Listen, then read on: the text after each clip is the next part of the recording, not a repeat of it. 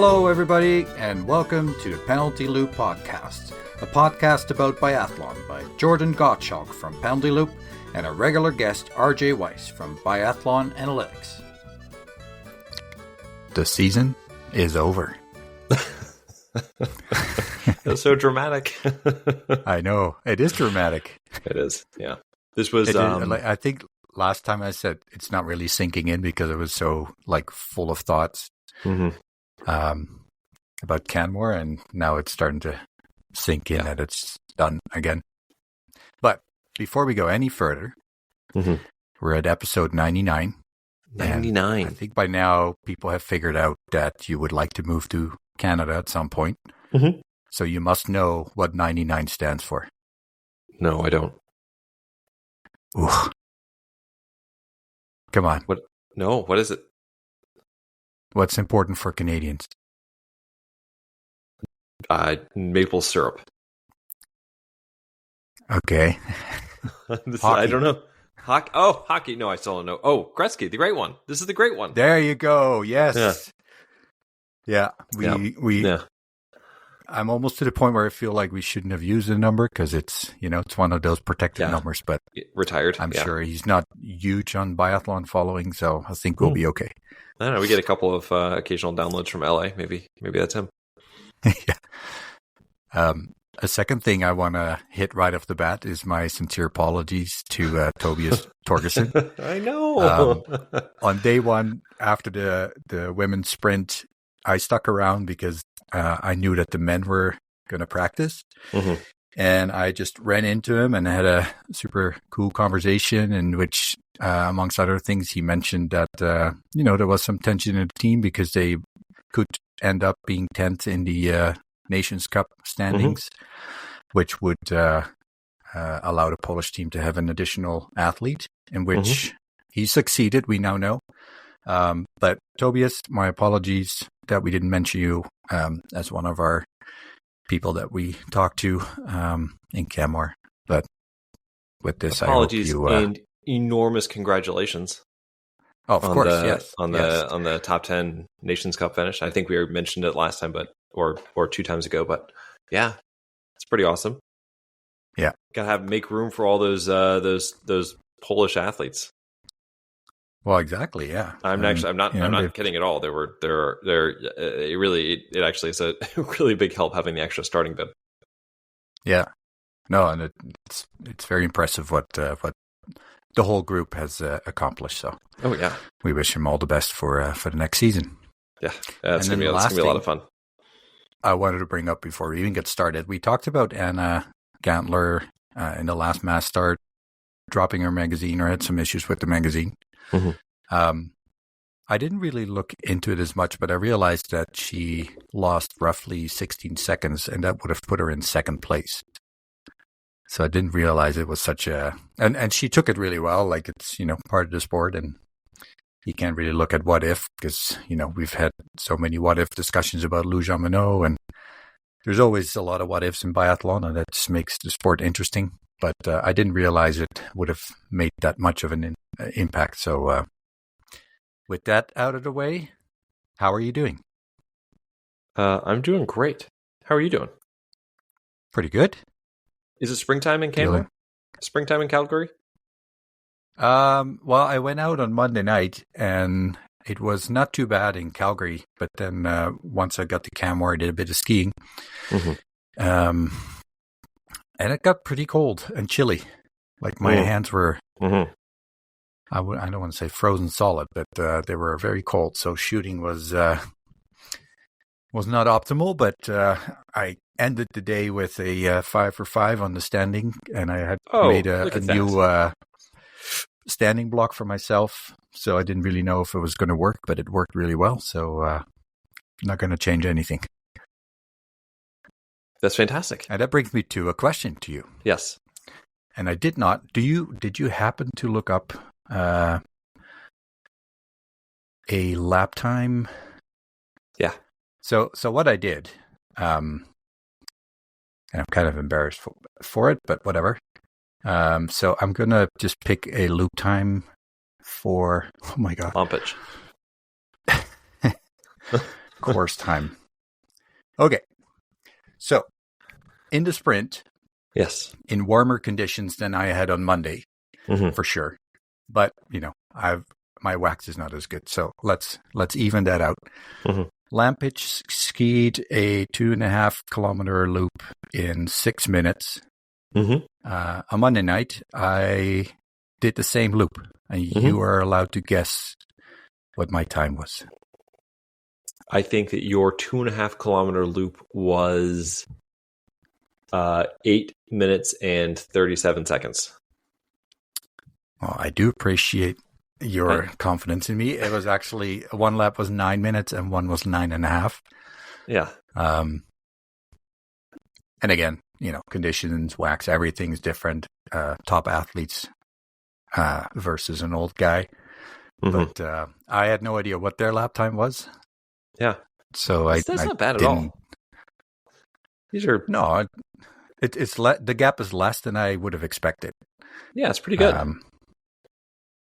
But again, my snow was hard and crispy. Yeah. And we know that was not the case for them. But what is it, 150% time of lampage? Yeah. Actually makes me feel not too bad about it. No, it's not bad at all. No, right? I didn't look up Boe, but... So I looked up lap 1 of the pursuit. Ponchloma was the fastest, and he was 5 minutes and 33 seconds. Oh my God. That's so fast. I mean, it's not like I died after I did my lap, so maybe I can scrape off another 10 seconds, but yeah. Let's see. I'm looking for see if there's a faster lap. If anybody had a faster single lap. No. But the men didn't always do the 2.5 loop though, right? It's just the pursuit. And as we're looking for fastest loop times, how's your roller skiing going in Florida? It has not started yet. No, I saw the Instagram that you sent me, but I have not gotten started yet. Oh, Lampich, lap 3, 5 minutes, 23 seconds. Yeah, see? But I think that might be a little bit shorter. But regardless. I will, if anybody of you, if you guys want a look somewhere close to me, there's a place called Lake Apopka, and there are a bunch of mildly viral videos that pop up of people biking around Lake Apopka and the about 700 alligators you'll see on your way. So, maybe I should go out there and do some roller skiing. Well, at least you have 2 pointy sticks with you. Yeah, just fight them off. They'd snap it in half in a second, but at least you can poke an eye out of self-defense. Yeah, that'd be the first gator. The second gator, that's the one I got to worry about. All right, so... but in all seriousness, have you ever seen somebody on roller skis? Nope, nobody around here. Yeah, I mean, honestly, nobody would know what you were doing. They would think that you were an absolute lunatic. They would think that you were on, like, bizarro rollerblades. Just sort of what they are, but yeah. Okay, a lot of things to work on before you get here. Okay, well, I'll get going. I got the water skiing down. So we got a whole season to talk about, and we're going to try to do it in one episode. So it's going to be about 3.5 4 hours, maybe. Everyone, prepare yourselves. I guess you can see the time at this point. Yeah. So, did you want to go through? We should have prepared more. Did you want to go through chronologically? Do you want to go through just like we normally do? Thoughts off the top of our head and just go back and forth? I've written down a number of questions that if you would have one of them right, I would be very shocked. Because they're definitely not that I don't think you're knowledgeable. No. Maybe I looked up the same thing. Yeah, who knows? And then I had a list of things that stood out to me in a positive and less positive way for both men and women. And I had some general thoughts on the season. Yeah, awesome. Some surprises. And then I made a list of Globe contenders for next year. Yes, just what I asked you to do. So we can finish up with that. Mm-hmm. So how about we just start going through our top things. Most of mine revolve around athletes, just Mm-hmm. in their stories throughout the year. So I don't know if you want to go that way, or if you had something else you wanted to hit first, if there are some big picture things. Talked a lot about wax, about weather, about all that kind of stuff, but I think we covered that pretty well throughout the season. Yeah. Let's go through some athletes that really stood out, or not so much, or... Yeah, let's start out. I actually kind of want to start out with. This is a topic we've talked about a lot, but Mr. JT Boe and his fifth globe, right?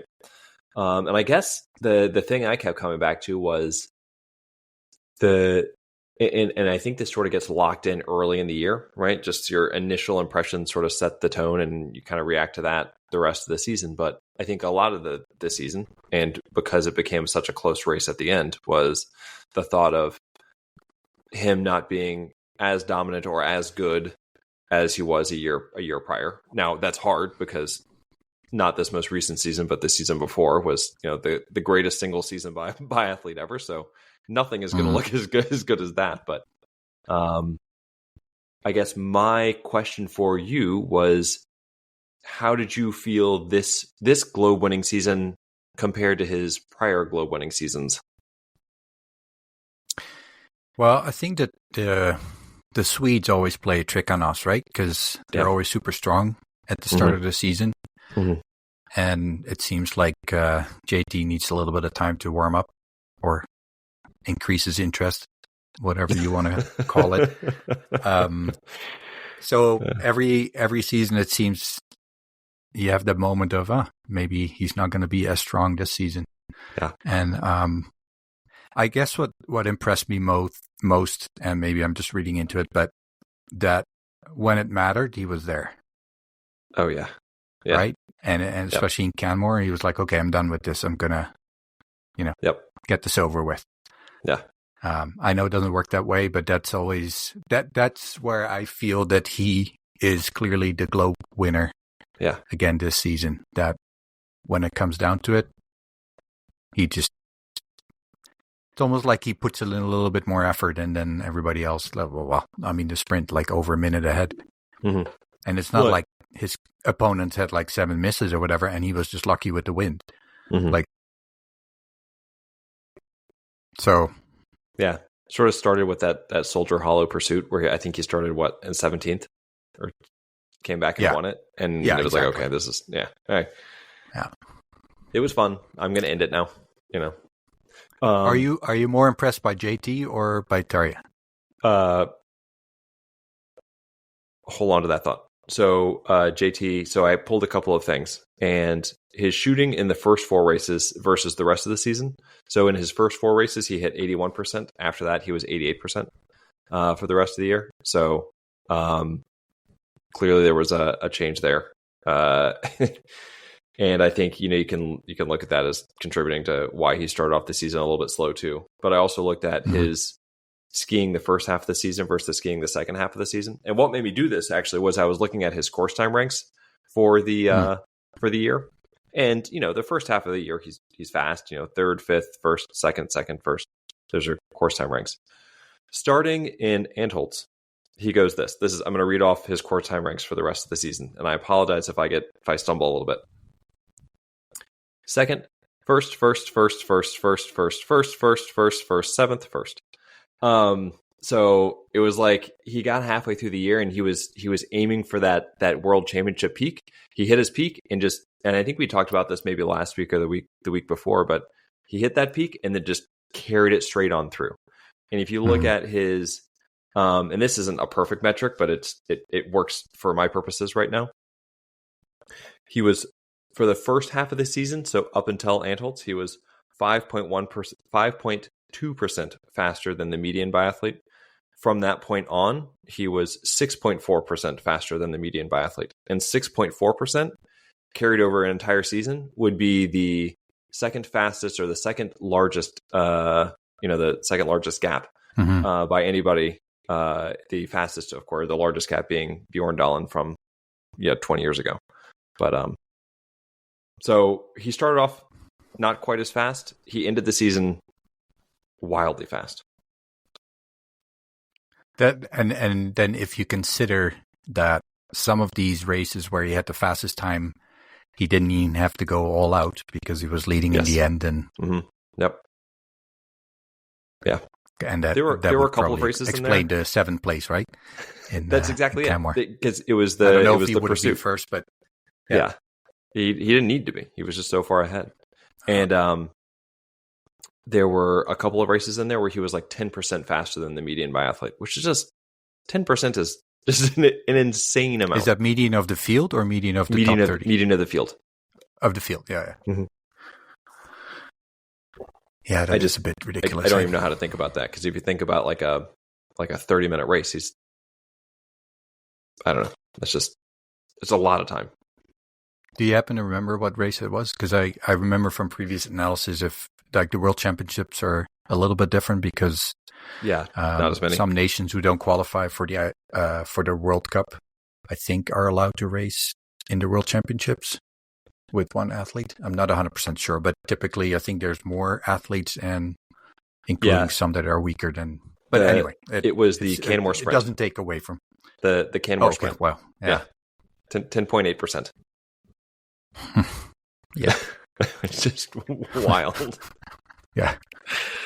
So anyway, by the way, a dude on Monday night was a dude flying by in an American suit with a Canadian biathlon hat on.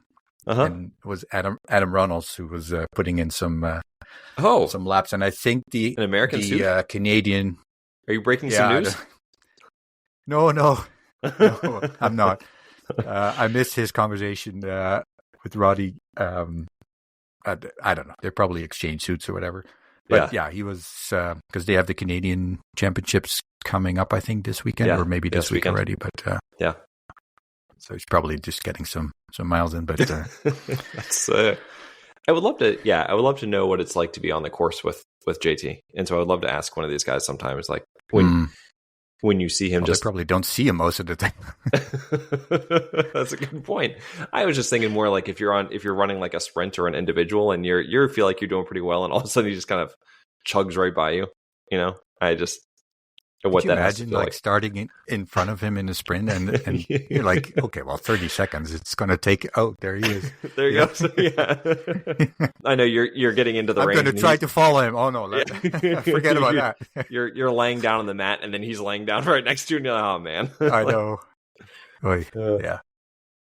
But anyway, that was all to mean like in my head, it feels like this was not as dominant a season, and it wasn't. Like it was a closer margin, but at times he was just as great as ever. So I can't ever get numb to it. Who of the non big names like Dahle, Christensen, etc. Stood out to you for the men on the men's side? Yeah. So it's hard to say because. Well, okay. So I don't know if you're going to consider him a big name, but if you get beyond like the guys that are at the top, or you include like Jacquelin in there or Giacomel, because we've been talking about them for a while.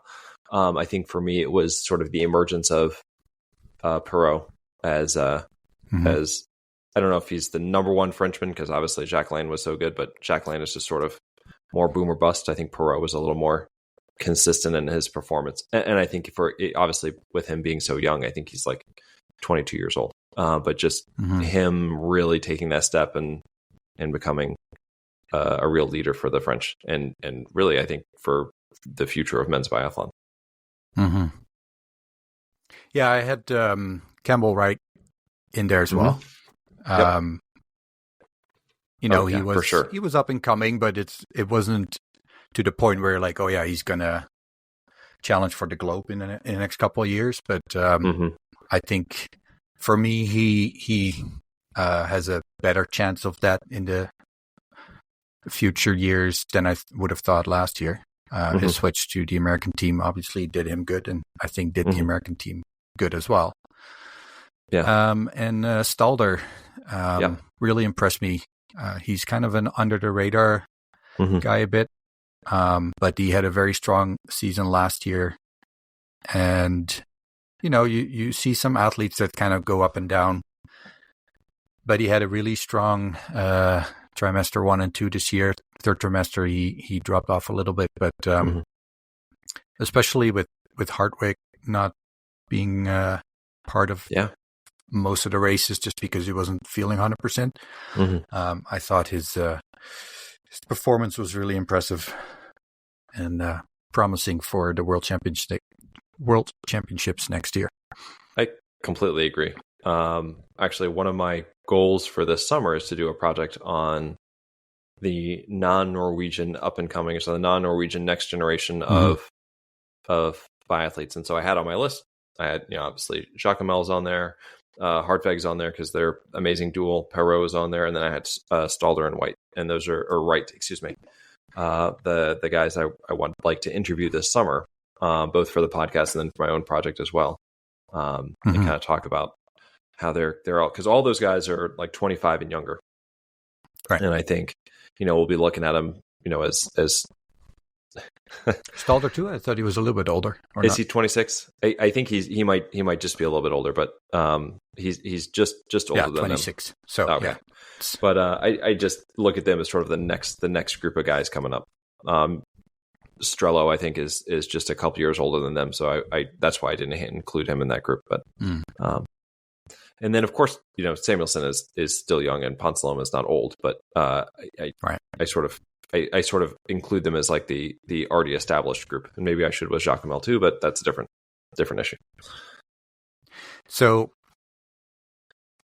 how many more seasons does Samuelson have to have like he had this year before you don't consider him as a globe contender anymore? Well, that was actually a question I had for you. Oh, too bad. Yeah, I know you asked me first. I don't know. I think he's still only 26.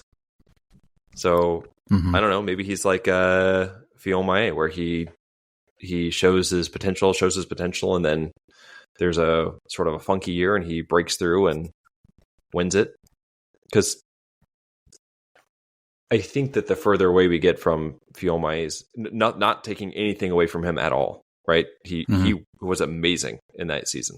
I think it was just a combination of him being amazing, plus a lot of other, i.e. the Norwegians, not aiming for the year long, but more aiming for the Olympics. And he was there at the right time to win it. I don't know. Maybe something similar happens for Samuelson and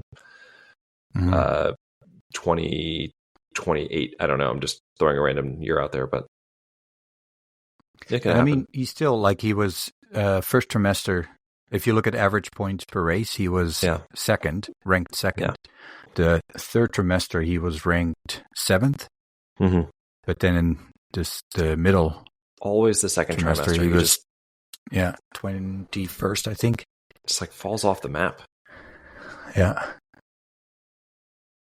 And I don't know if is that just something that's. I don't know if it had something to do with his health or not, but every year, because it feels like I don't know. Like the last 4 years, it's like he starts out like a this is going to be the year, and then starts trailing off at the end of first trimester. Second trimester, he's finishing primarily in the teens or the lower part of the top 10, and then I don't know. I can't, like, every time I think about it, I can't stop the thought that it's something mental, that as soon as he gets one or two results that are not what he would hope, that it's almost like it breaks him a little bit. But it'd be so amazing to see him have a consistent year that we can actually see his true potential. And be in the race. When I say Lucy in the football, do you know what I mean? Lucy? Oh, is that from Snoopy Dogg? Or yeah, so there's the comic strip, the Charlie Brown and Snoopy comic strip, and there's this joke, because it would come up all the time, is that Lucy would hold the football and she would say, "I'm not going to pull it this time. I'm not going to pull it." And Charlie Brown would say, "No, I'm not going to do it, because you're just going to pull it out and I'm going to fly through the air and land on my butt." And then she would finally convince him that, nope, this time you're actually going to be able to kick it. And so he would take this big run and go for the big kick. And of course, she would pull the football away and he would go flying. And I feel like that's what I do every year. And I'm going to keep doing it every year. So next season, when we go to Kontiolahti and he is amazingly fast again, I will say, this is the year, this is the time, it's going to happen. But, I will allow myself to be disappointed because his talent is so overwhelming that you're just like, man, if I could just see one full season of this, it'd be awesome. And I just, eventually I hope it happens. So I actually wrote down his shooting. So 2 years ago, 83.9%. Last year, 86.7%. This year, 83.5%. And those were his total shooting numbers. And it's like, I wonder, I don't know. And I guess we could say this for a lot of guys, right? We're a lot of athletes, right? Same thing with Lampet, right? If they could just shoot a little bit better on a consistent basis. It's like, I wonder if there was just a way to just infuse him with just like 3% more, right? If he could shoot 86, 87% and ski well, because last year when he shot 86.7%, his ski rank fell off a little bit. I just want to see it. I just want it to happen. I wonder,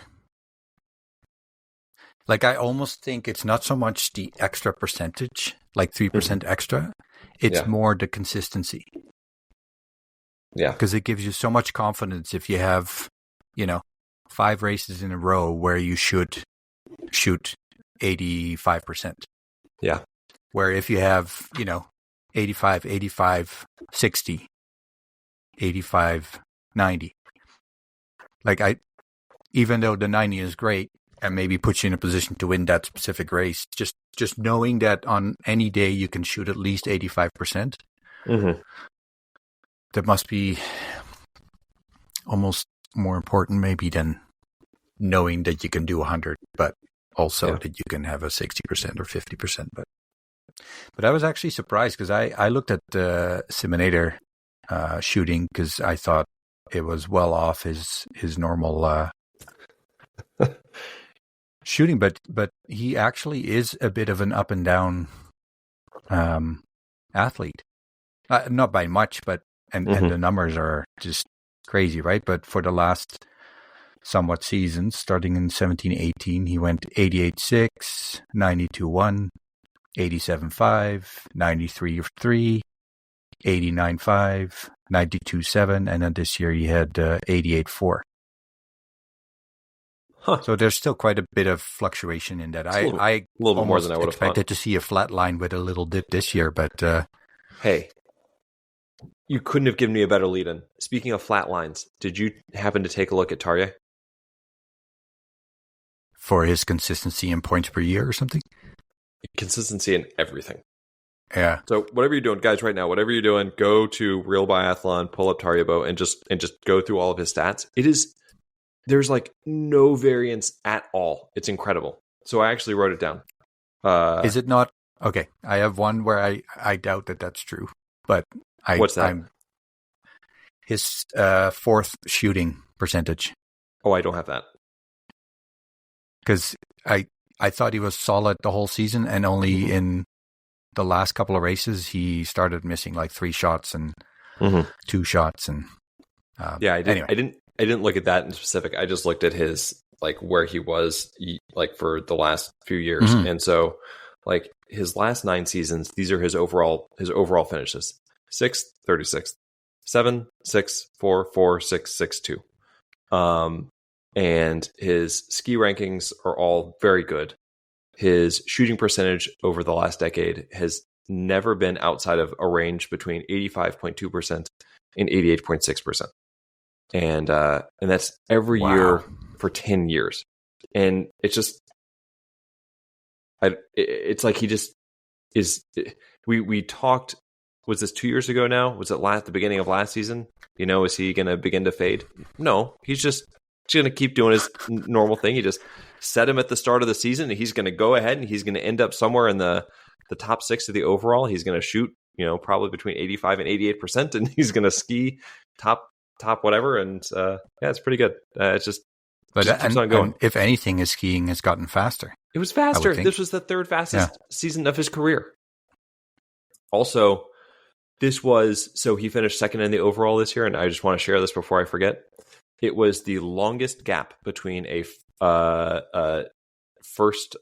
top two and finishes in a career. So between a first top two finish and their most recent one. So I'm probably not describing this well, but if you look at, say, Bjorndalen, from the first time in his career that he finished in the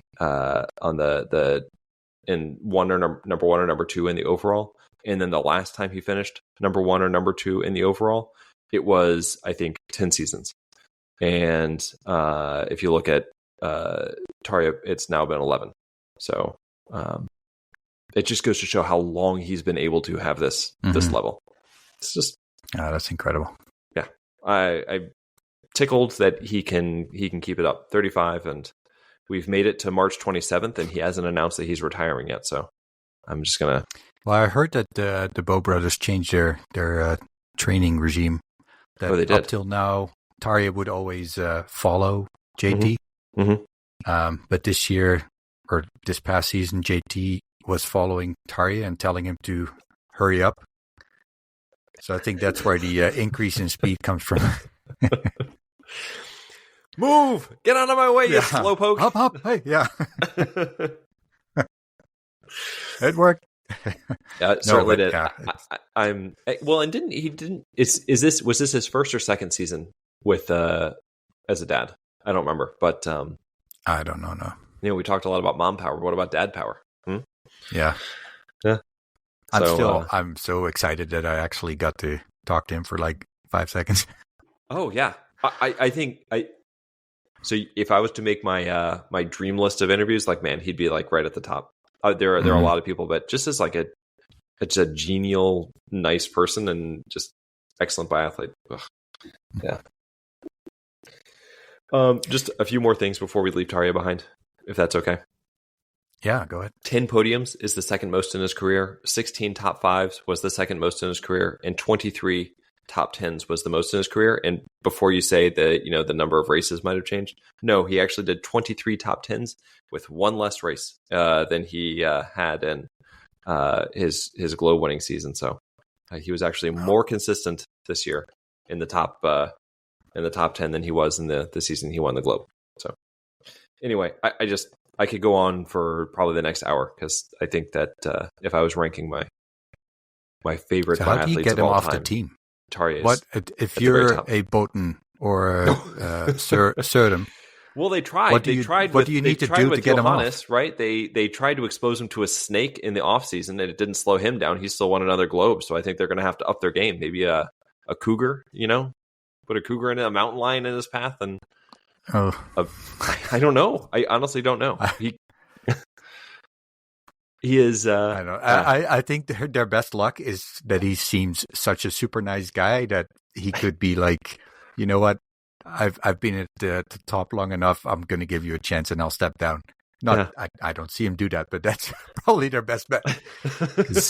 No. So here's the thing: Boten is, by the time he gets on to the World Cup on a regular level, he's not going to be a young man anymore at this rate, right? Because he's already 24. Well, compared to Tarjei, he is. Well, he's going to turn 25. He's never going to get a chance to compete for the U25 because he's going to be 25 next year. Anyway, because Tarjei won't leave. I don't want him to. But I'm actually wondering who if retires first, someone like Boten Boten or Tarjei. Yeah, Boten or Tarjei. But it makes me think of Dala as well, because I know. You have all these young ones pushing from the bottom, but then you would hope that there's a spot above you opening up, and it's just not happening anytime soon. Yeah, absolutely. Unless they decide otherwise, but they're not declining enough. No, they're not. It was right. So the Norwegians, they swept the top 5 in the IBU Cup, the top 6 in the World Cup, and I don't top 5 World Cup. Top 5. Oh, Jacquelin was 6, right? Yeah.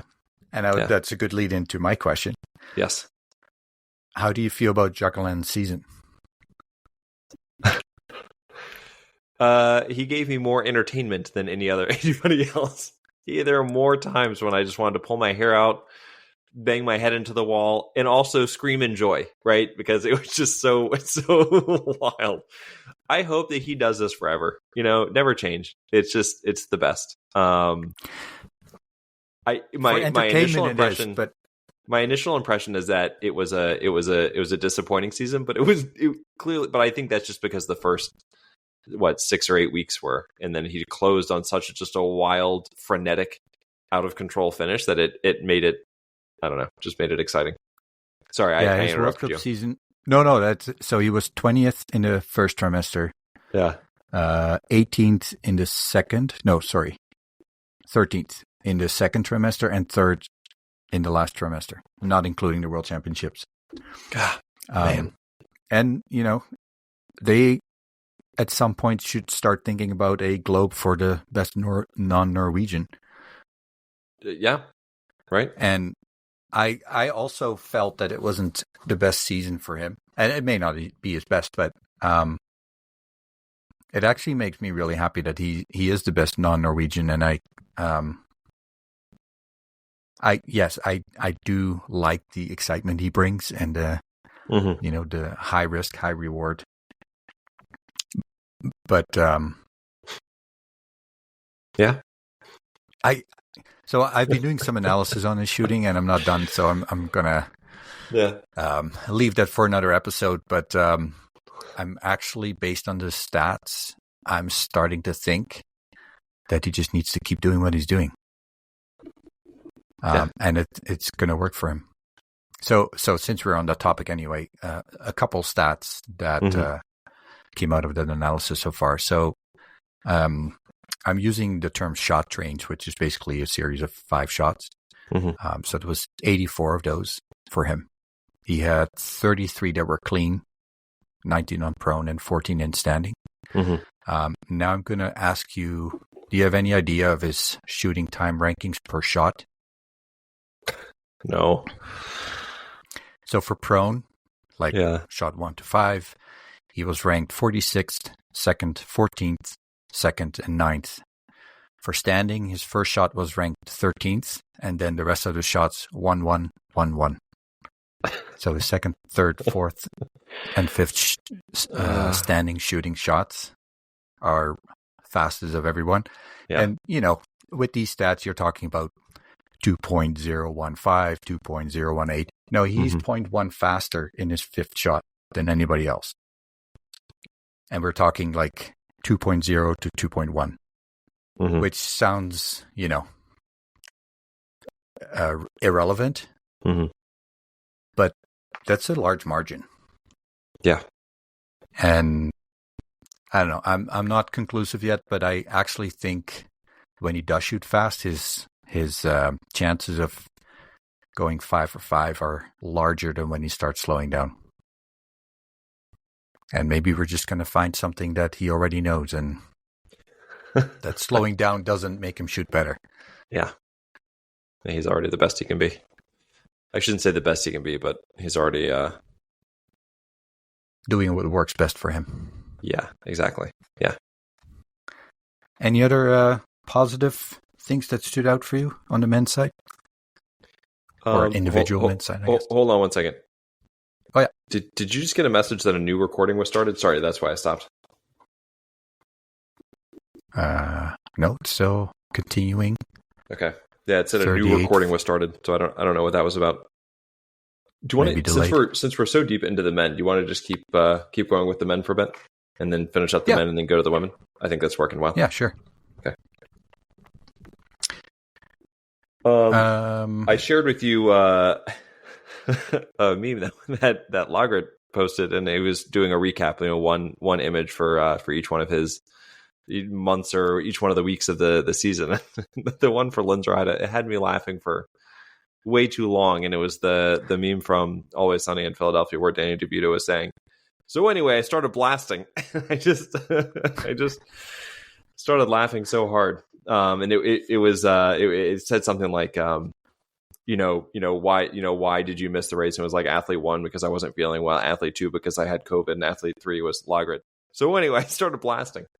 I just I think we talked about him a little bit before, but what a odd season he had. I think he comes into the year, he's had 3 straight or 2 second place overall finishes, and comes into the year, his form isn't quite right. He's not skiing very well. He has this shooting incident in Switzerland, and it just sort of seemed at times like it was the year where everything was going to go wrong. And then he also ends up with that miraculous sprint gold at Worlds and a couple of other wins late in the season. And it's like, I don't really know what to make of it. It was just kind of a weird year. It ended up being successful, but it was just kind of strange.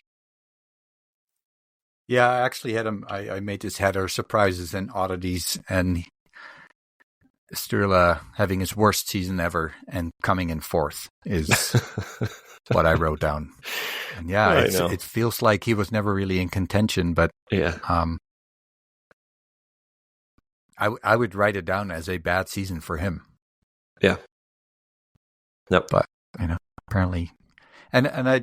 When you just look at his scores or ranks on all the races and stuff, he's never too far out. Like of course he had some dips, but I think that, and we've talked about that before, that he's pretty consistent in never really having an off day. But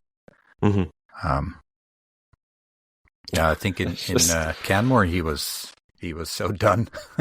Yeah, I think he was. Yeah, he was just basically going in a bathing suit, and he just looked so funny. Looked so hard. What were his finishes? The other thing that was an oddity is that when he started taking his headband off, it was almost impossible to recognize him. I know. Yeah, I don't.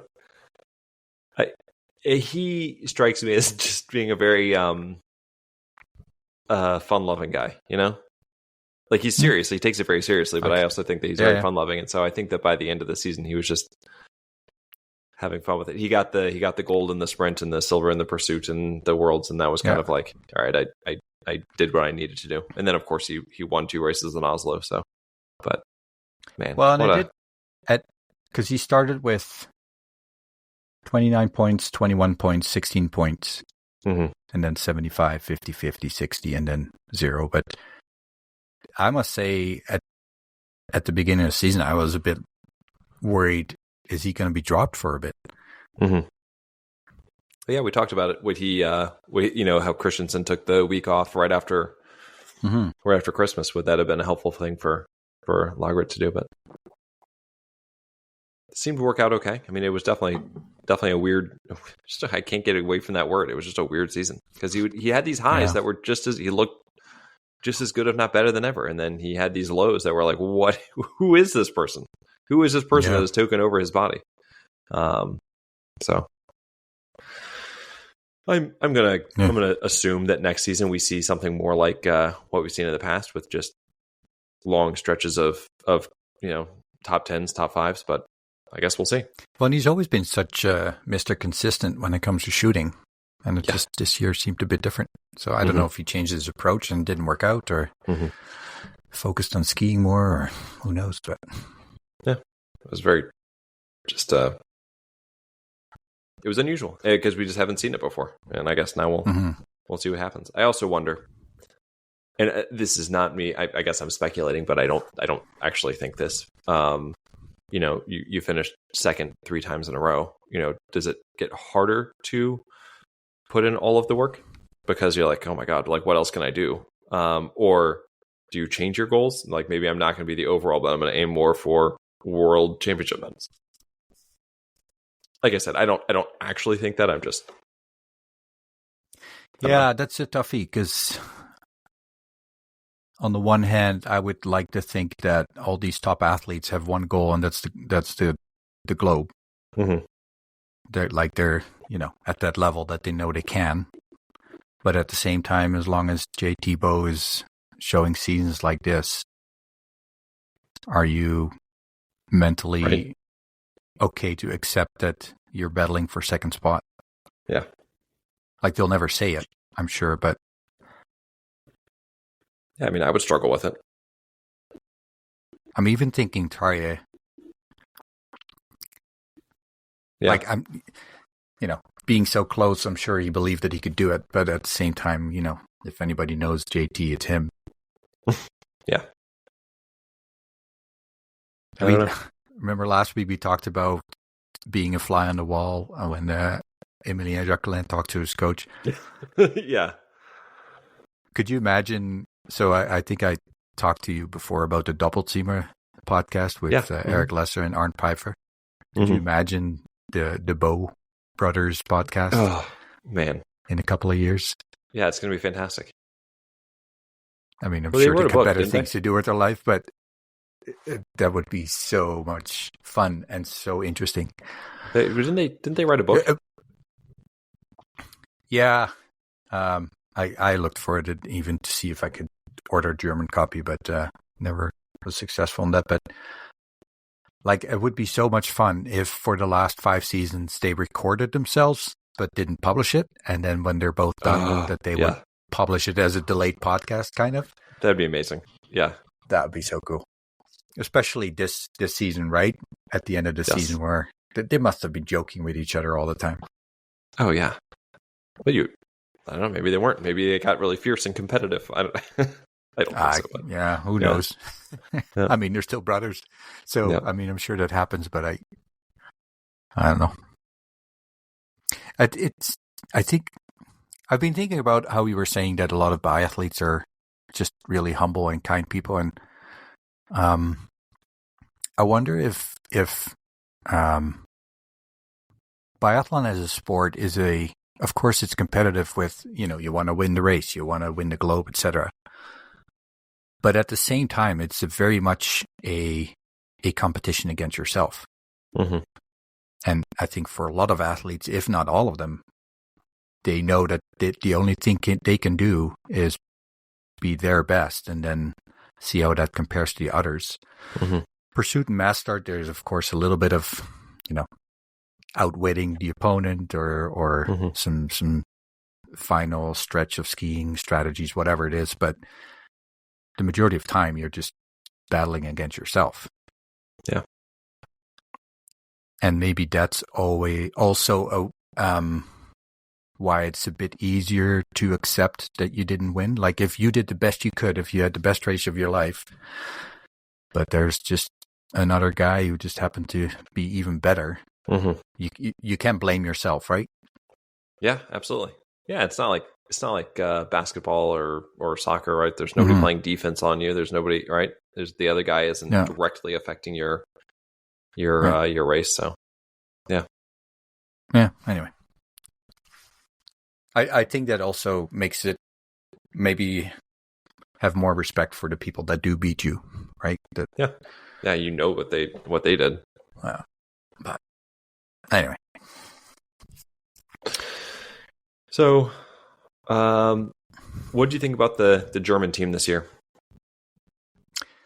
I think they outperformed themselves. Yeah.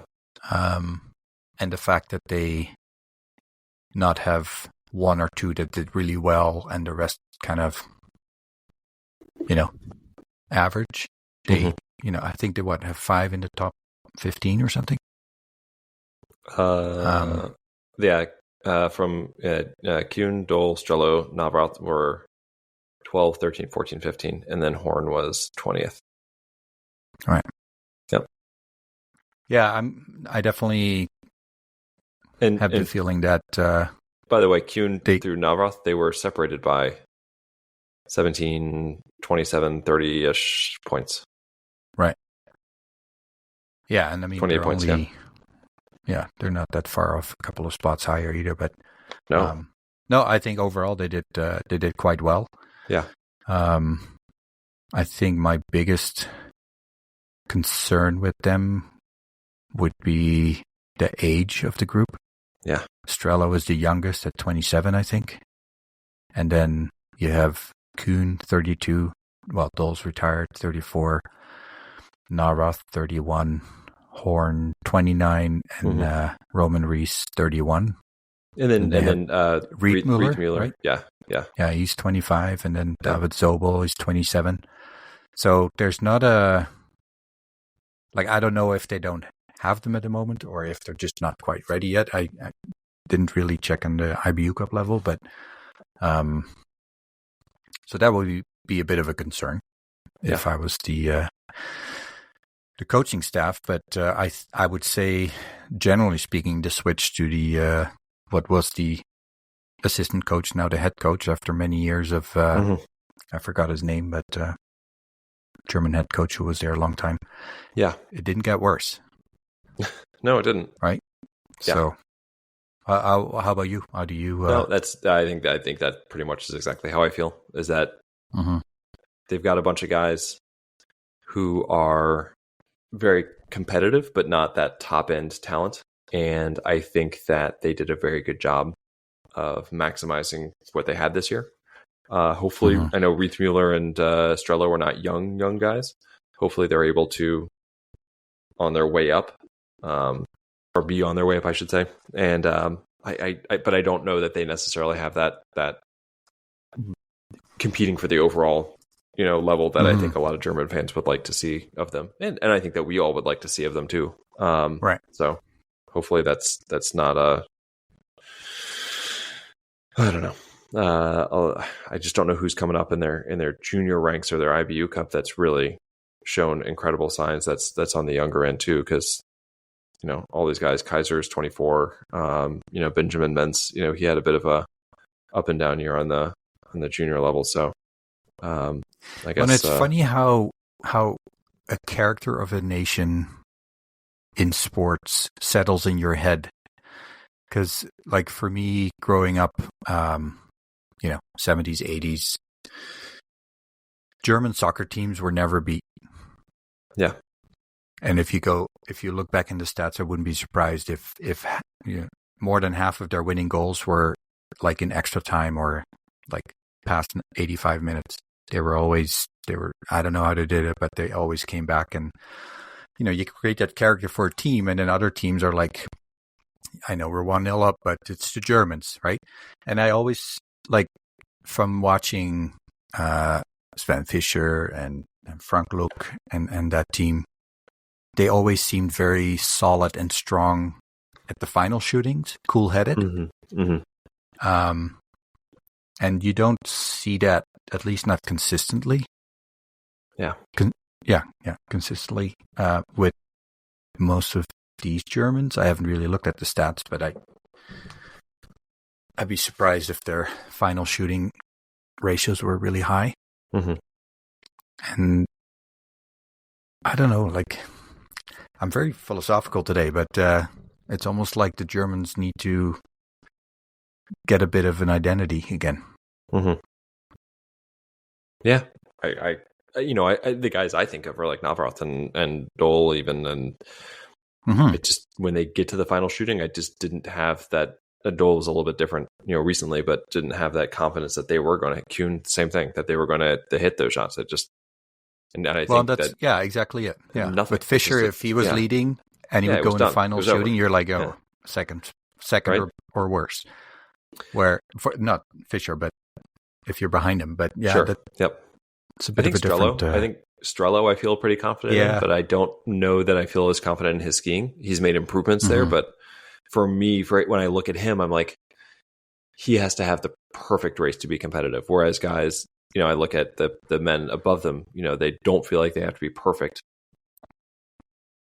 in order to, try to find the top 10 or not the top 10, but the podium. So it's just,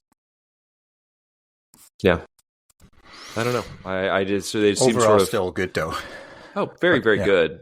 Right. They're definitely, dropped in the pecking order of. Well, and they were what? Number 2 in the Nations Cup on the men's side? Yeah. So. And they did really great in the relays too, like right? France and Sweden behind. Yeah, no, for sure. So it's like you said, overperformed. They overperformed.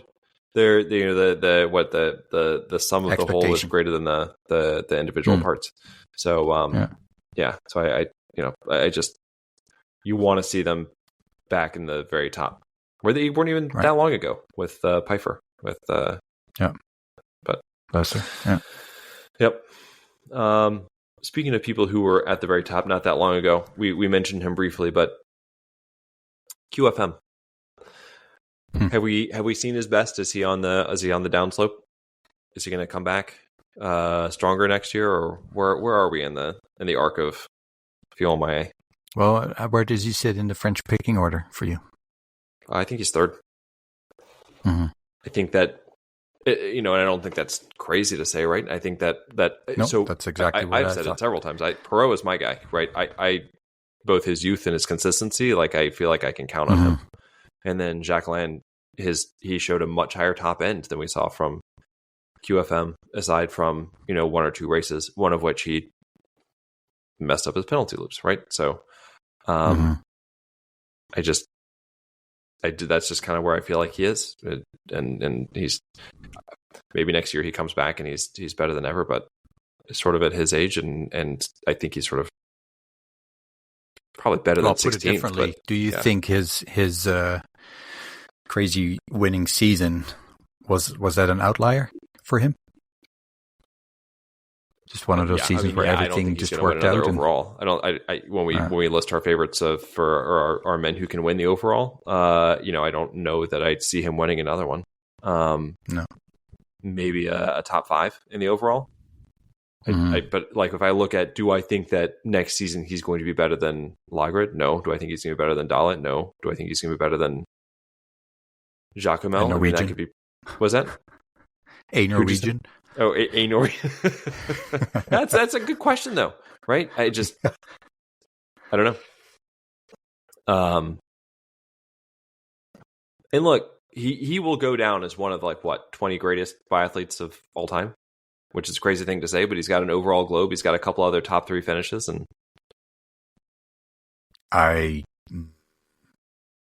so without really thinking about it, I would not think he would be in that list for me.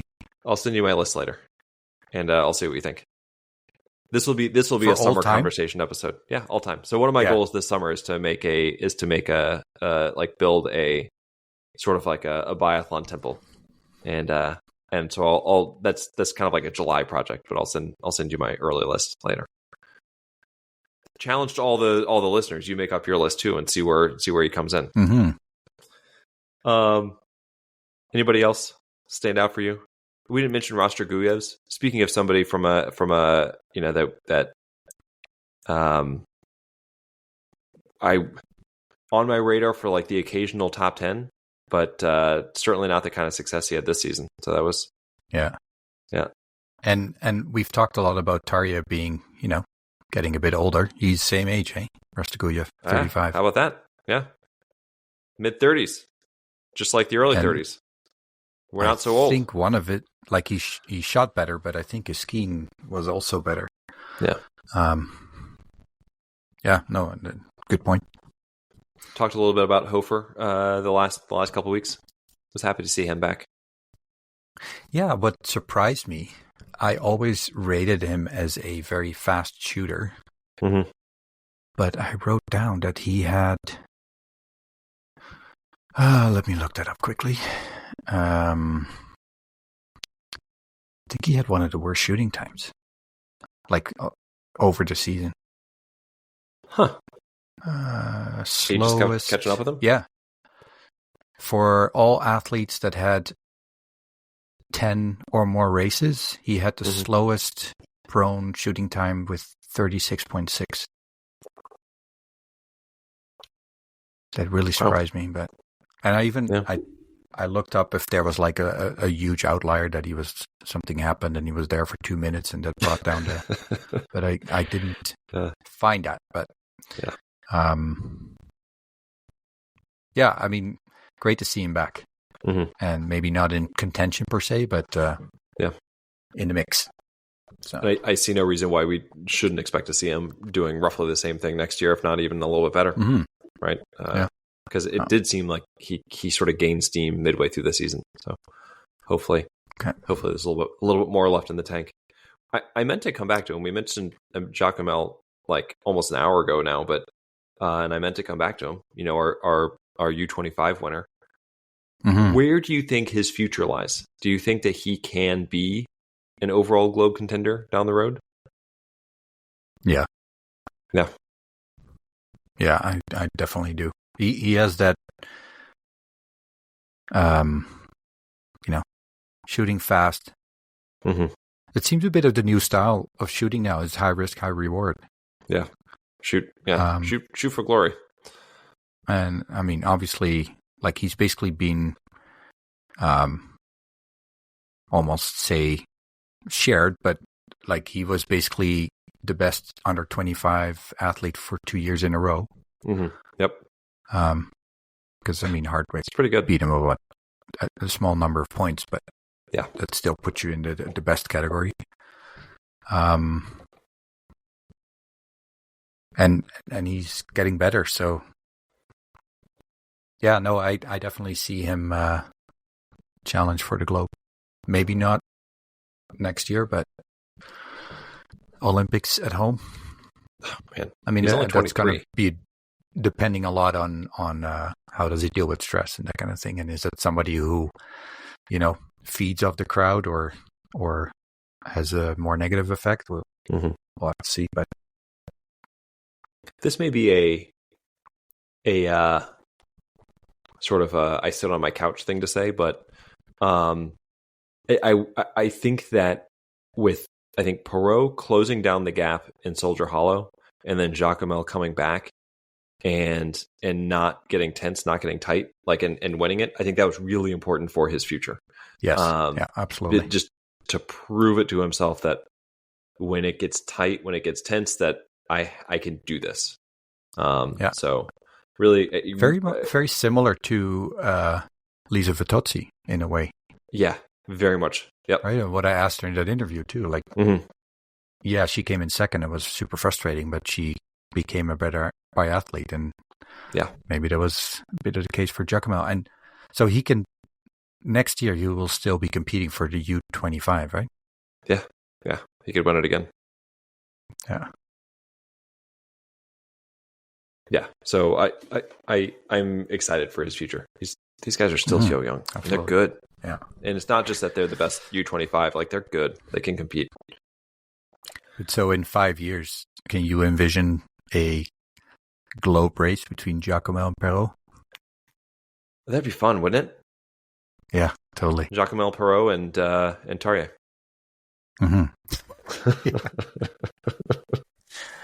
Yeah. Yeah, because I mean, you'll have Giacomel, you have Perrot. Laegreid will still be hopefully able to contend in that. I mean, he'll be 31, 32-ish. Hartweg, Campbell Wright. I mean, that could be a really fun group.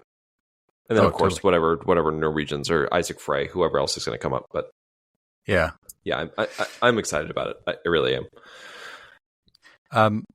I don't want to, before we leave the men behind, I don't want to dwell on these things, but were there any things that disappointed you on the men's side this year? I already mentioned Samuelsson. Right? I think that's, and I will, I'm disappointed because I continue to get my hopes up, and I will continue to get my hopes up, and I don't care if it leads to more disappointment. I'll keep doing it. Right. And I would say the Swedes in general. Yeah. Not having the best season. I had QFM as well. We talked about that. Hardwick struggling with his health was really disappointing, obviously for him, but just in general, I was really hoping to see him continue his form. Benny Dole's last race. You always hope something like lesser happens and makes you realize how special it is, but he still was amazing. I was still hoping that he would do a little bit better, but I also think he went all out and so be it kind of thing. He had a great last season though. Oh yeah, absolutely. Yeah. The fact that he had was it 1 win or 2 wins? 2 wins, yep. Most in his career. Yeah. 2 wins in a season. Yeah. So no, that is super cool. And world's medal, so yeah, happy for him. Yeah. No, and with all due respect for them, I was disappointed in the Canadian team. Yeah. No, I feel actually both men's and women's, but I was going to mention them as well. It was just it was a weird year for Canadian biathlon. Yeah.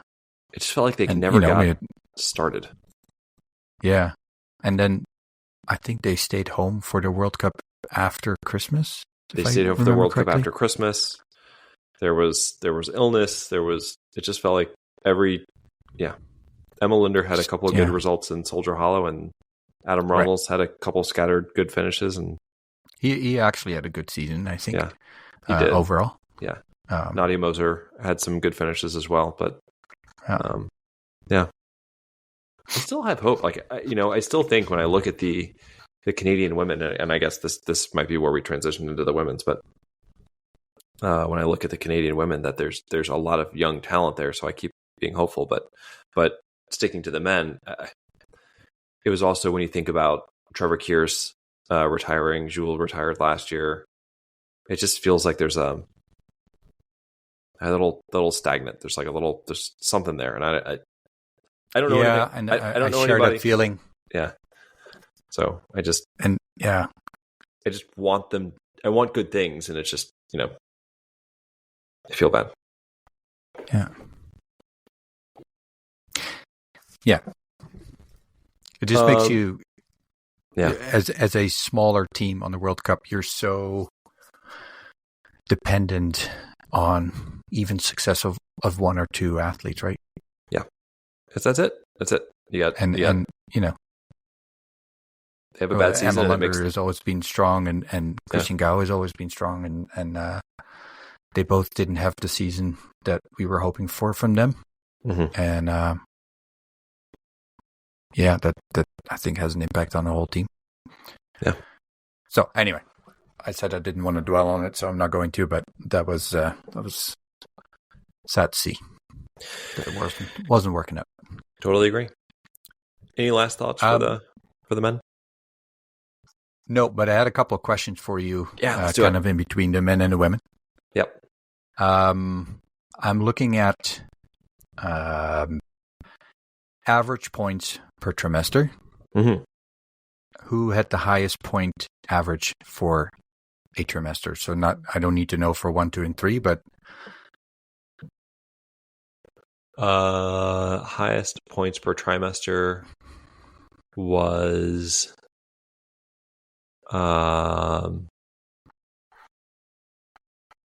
it Fatazzi or was it Jean Monod?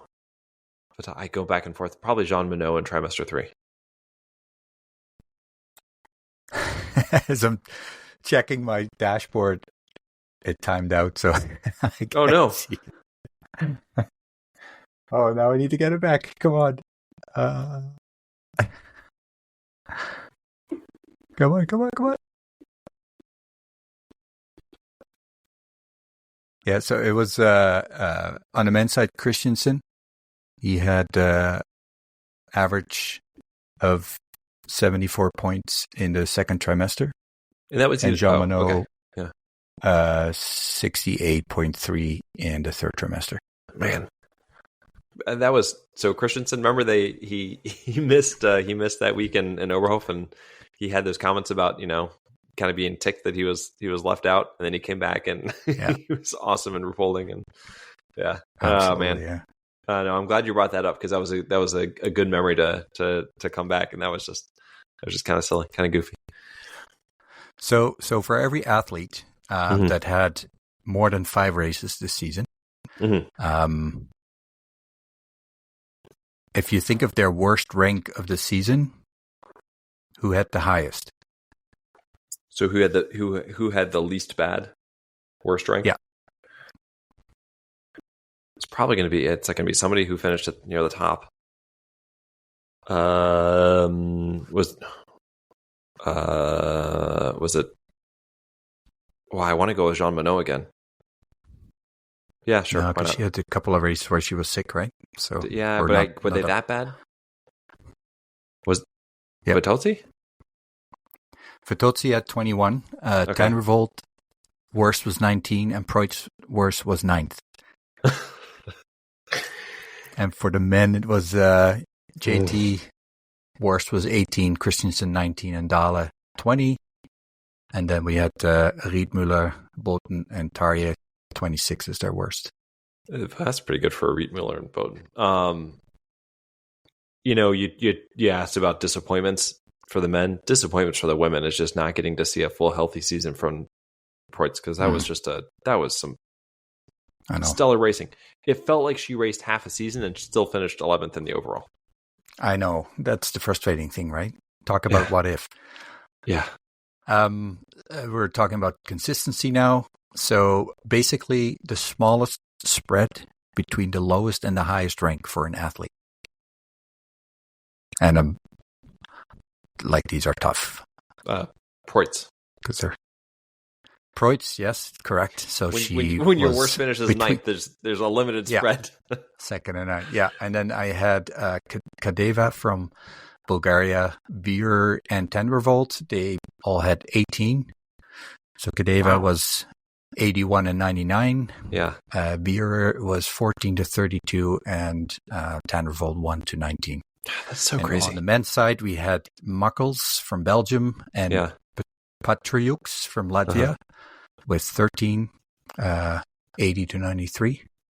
Man. I didn't write down the other. And then Česnek from Slovakia with 14, and JT with 17, 1 and 18.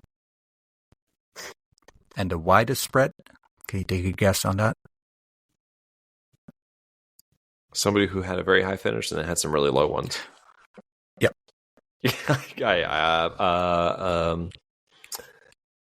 So very inconsistent results. Elvira. No, she's not on that list.